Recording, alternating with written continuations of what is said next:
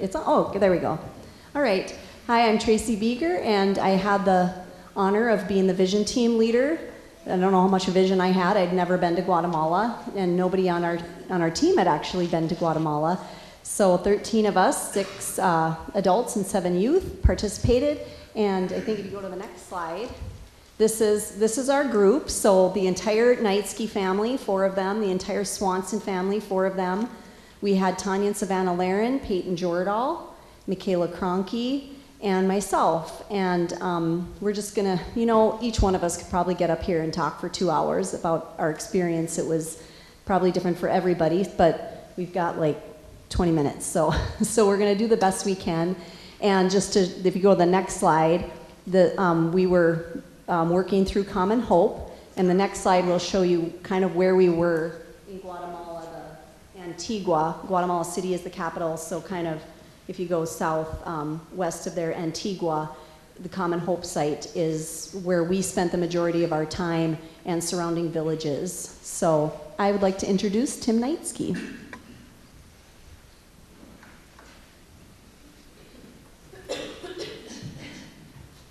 Nobody was paying any attention to the white legs in that picture, I hope. First of all, I'd like to thank all of you for your financial and your emotional and moral support on this trip. It was truly an experience beyond belief. It's an incredible thing, and I still have a hard time talking about it, but thanks to all your generosity, we made it a reality. I've been hearing about Common Hope for probably 20 years. I've been in Perm 25 years, and I've been a Rotarian in Perm for maybe 10 or 15 years, but I've been in Calvary for over 20 years.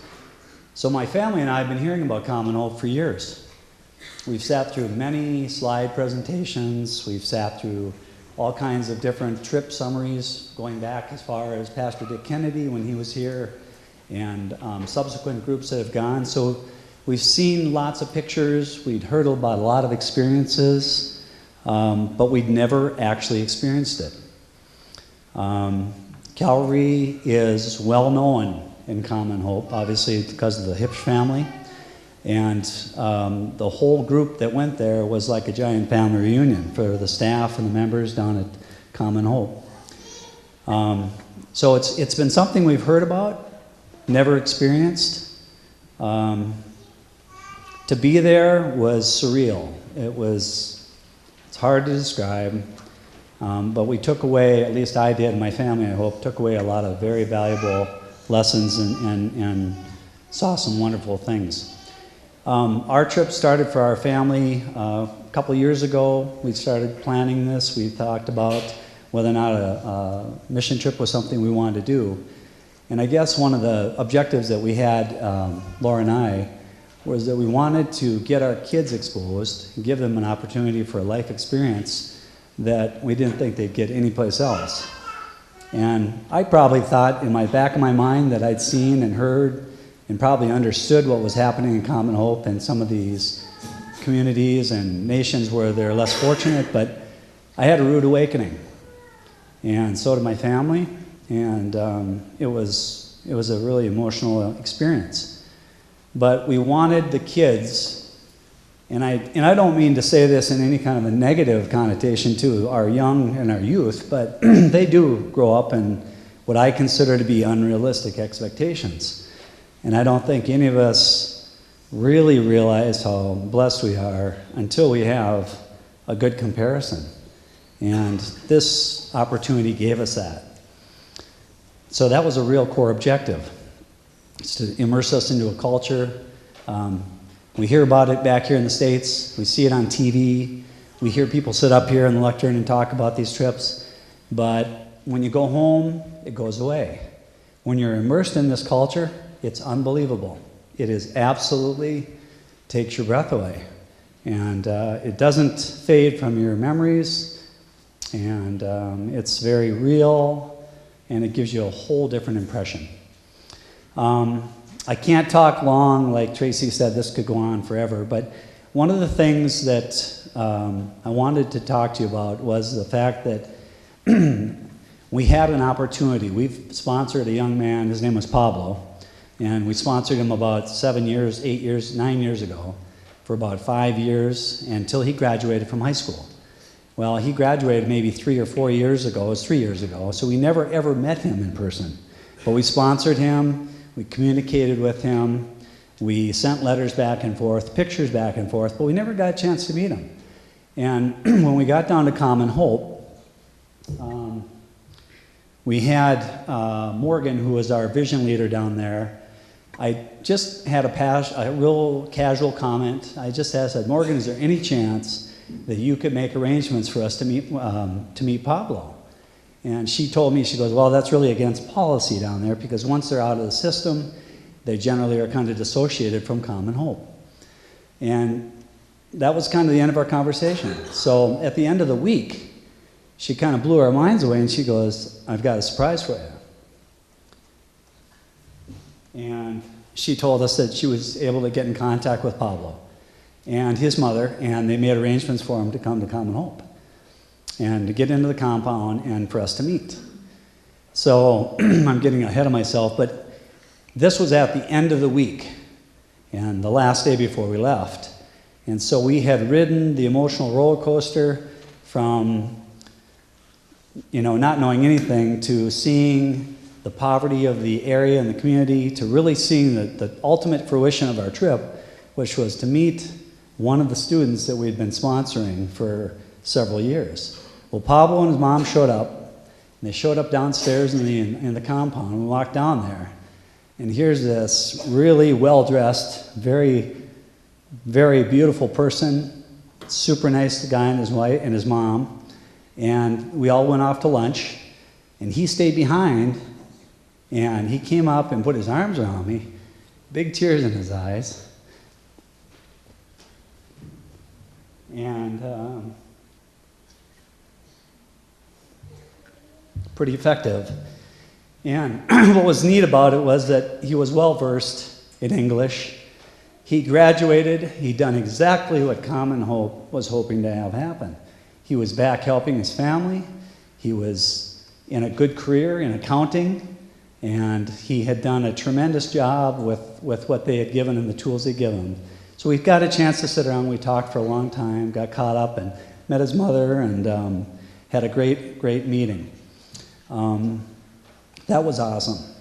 He left, and the week had gone from an incredible series of lows to highs. Every night we would have kind of a debriefing session at the end of the night, in which our facilitators would say, tell us about your highs, tell us about your lows, and what would happen. Well, the week kind of exponentially increased as far as activity, and I think Common Hope knows that. They've been doing this for years.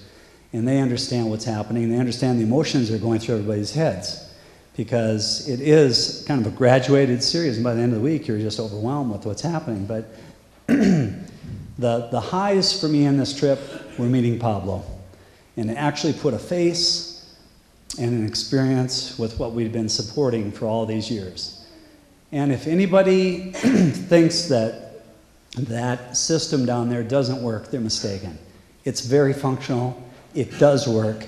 It's having a huge impact on the locals. And even though their government's corrupt and their government doesn't support their population tremendously, there are other factors out there that are making a huge, huge indentation in education. And Common Hope is tremendous with this. We've made a trip from Common Hope to New Hope at the end of the week. And we left the compound, went by bus, and we went down in through Antigua and then dropped down into Guatemala City, a city of surrounding areas of roughly 3.5 million people. And you guys, that was really an eye-opening experience. I've never seen anything like that in my life. And total desperation, no care for Mother Earth, housing density, people living on the sides of mountains, the odors, the sights, you just can't even explain it.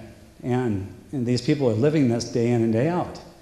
And there is only one way out of this, and it's with education. You can't buy your way out of it. So the system works. Will we finish it all? Probably not, but we're making a good effort at it, and it's very effective. But we went through this, and then we drove through the mountains, and we got to the oasis, which is called New Hope.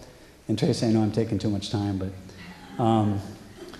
and New Hope is one of their newer schools, Common Hope's new schools. It's actually a planned community, and that's where we met our most recent sponsorship. If there's another slide, her name is Fatima, and so she's 10 years old. And we were so impressed with this whole experience that we wanted to sponsor another child. And without too much, that's her mother, Connie, and that's Fatima over right. So I guess in closing, what I would ask you to do is, if you ever thought about sponsoring a child in Common Hope, it is a tremendous experience. And although you may never get to meet the person in person, know that it is making a difference. These kids get an experience and they get an opportunity at life. And it's not just a pot that we're throwing money in. It's a very well thought out and well administered program, and I'm real proud to be part of it. So thank you.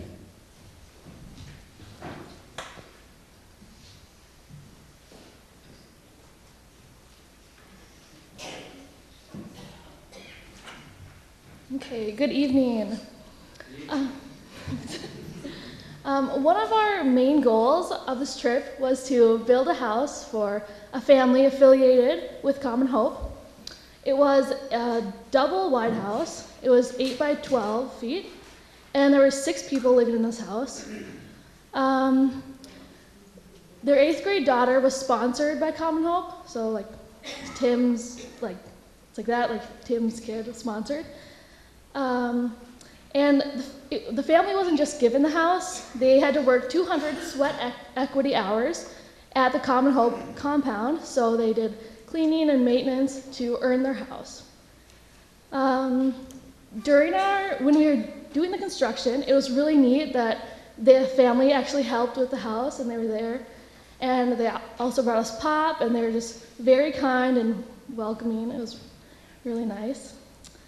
And okay, building the house, the first step was laying the cement tile on the floor. I wasn't part of this, but I heard it was very tough, so I'm kind of glad I wasn't there. But good job to you guys who did that. So I think that might have been the toughest part, and it took all day, I think, the first day. And the second part, we had to put up the wall panels. This is the part where I helped.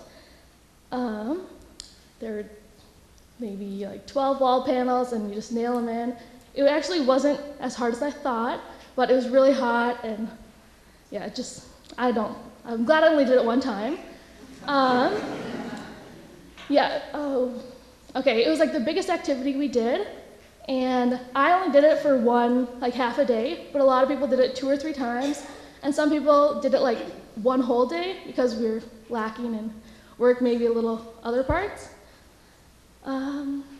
So after the panels, they put the tin roof on, and then they put the window panels and everything in, and then the house was completed. And the last thing we did was the house blessing on Friday afternoon. And this was like the most touching part to me. Like throughout the whole week, I just thought that I wasn't really getting much out of this because I'd experienced poverty, and it was reinforced by going to Guatemala. But the blessing day it meant so much to me because we saw the family, and the son of the family, he didn't live there. He drove an hour to go to the house blessing, and he asked to say some words to us. And I guess usually the families, they have a hard time expressing how they feel. And so the son, he said some words, and he just thanked us so much for all the work we had done. And it was crazy because we had only spent a week on this house, but just knowing that they would be living in this for probably the rest of their lives, and just how little we did, or felt like we did, but it just meant so much to them. It was just crazy, and I wish I could just build so many more houses, even though I only worked one day, but yeah, it was so great, and I wish I could do it again. And also, the pieces of the house we did, they were all built from scratch. They were built at the Common Hope compound, like the panels and the cement tiles. And then we loaded them in the truck, and brought them to the house. It was only about 5 minutes away. And yeah, it didn't really take us that long, like a week to build a house for like 13 of us, but the family appreciated it more than I know I would appreciate, because it's a small 2-little house, 2 doors, like 2 windows, like, and in each room there's a bed and like a dresser, but they had very little belongings. So it's just crazy to think how much they appreciated it, and I know that really touched me the most, and it made me appreciate my house and all that I have. So that's what I have to say. So, thank you, and now Colin Knightsky will be next.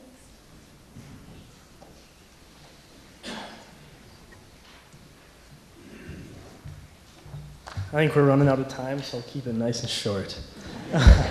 On one of the final days we spent in Guatemala, 4 members of our group took part in a day in the life activity.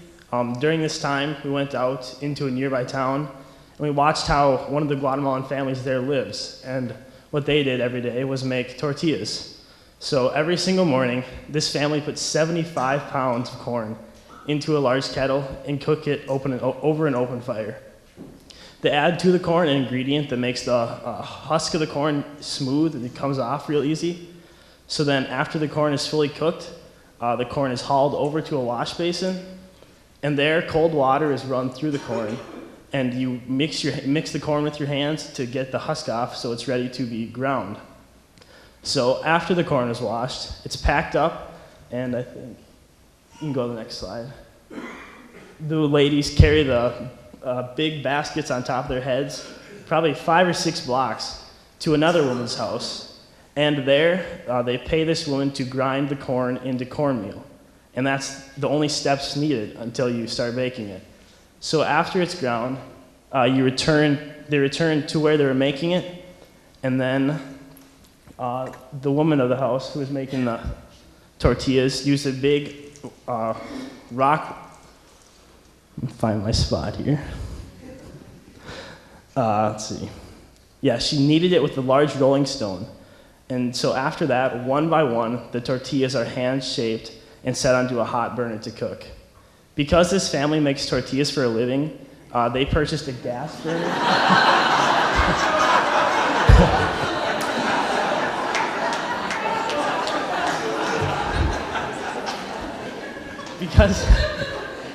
Because this is what the family does for a living, they purchased a gas burner. Most families that just make tortillas for themselves cook over an open fire. So each day, this family makes around 1,000 tortillas, and they sell them for about 250 quetzal, or $32 US. After being shown the proper technique, we even got to try to make tortillas ourselves, but as you can see, we didn't quite get the technique down. I thought this was a really cool experience because we were able to observe how a family from a different country makes a living as compared to families in the U.S. And now Tracy will speak.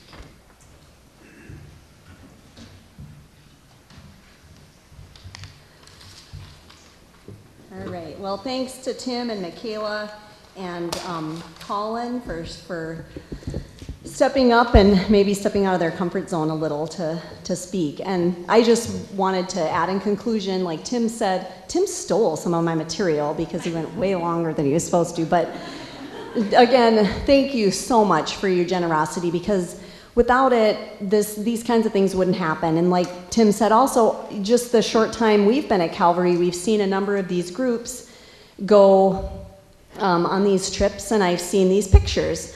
Like this picture with Kate and Audrey got to meet Luz, who is the Sunday school sponsored Common Hope child. And I've seen these pictures, so I kind of thought that, like Tim said, I knew what was going to happen. We're going to build a house, we're going to meet some sponsored kids, we're going to do this, we're going to do that. And yes, it was kind of like that, but as he said also, so much more. So these pictures, if you keep going, like here's our day in the life, making our tortillas, here's our group, and these are the pictures I see. Oh, here's just, like, we were trying to talk about what kind of view that a house would sell for in America with that kind of view. at our home build, and it's a great picture. Savannah and Michaela look so cute, and then if you go to the next one, I've seen this picture of them making the concrete, and I heard how hard it was, and they do the floor. And the next one, these kids, they just love. You could see in the night skis picture, we're like giants compared to some of these people, and they loved the Americanos, the gringos, and they were hugging. And go to the next one. There's Savannah was wildly popular, and we see these, and that's a nice school, the New Hope School that they have opened, a beautiful school, and they've even said it's almost too nice because these kids are there as long as possible because they don't want to go home because the school is so nice. Go to the next one. Here's our Lego activity, Curtis, and we all did some Legos. Next one, Peyton and a cute kid, and yeah, there we go, picture op. Next one, Michaela with a cute kid, and look at that nice preschool. This was at the Common Hope site. Next one, me and Tanya at the Arch, because this picture I have seen a million times from somebody here at Calvary because everybody sees the Arch. But some of the stuff we don't see and the pictures we don't want to show, like the next one, this was a couple of girls this was their house. 8 people living in this thing with no running water, no toilet, no anything. But they're smiling, they were happy. Not that they're all like whistling zippity-doo-dah all day. They're content because they don't know any better. There's no other options. And like the next one, this is why Rand goes down and does hernia operations. This guy was, I'm guessing, between 70 and 75 years old. This was through a window, so I didn't get a good shot of his face, and then like the next one, these women, this is how they're walking sometimes miles with this stuff on their backs. And next one, here was just a hallway. Well, Peyton and I were on a social work visit, and this is, I don't know, a hallway, but this is kind of what you walk through to get to doors that lead to different houses and just the very cramped housing.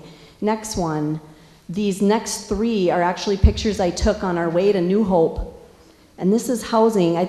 They're not the greatest because they were through a window, but if you go, and then the next one's probably the best one. This is just so cramped, and they're in these valleys, and during the rainy season, there's mudslides, and there's women who get little to no sleep every night because they're living on the constant edge of fear of their home being washed away.